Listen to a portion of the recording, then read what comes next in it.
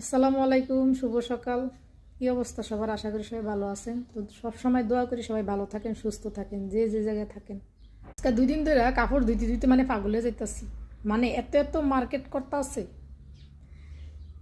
পাঞ্জাবি কয়দিন আগে আনছে 22টা, কালকা রাইতে আবার আনছে 20টা বানায়া।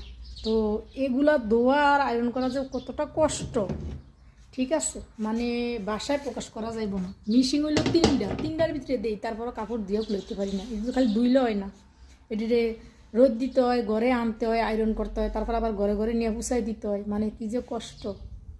আল্লাহ, এই কষ্ট থেকে জানি না কবে মুক্তি পাবো, কিন্তু এই কষ্টটা মানে আর সহ্য হইতেছে না, মানে আর মাইনে নিতে পারতেছি। তো বাড়ির কাম আছেই, তা তো জানেনই, পরের বাড়ির কামের কোনো শেষ নাই, শুরু আছে কিন্তু শেষ নাই।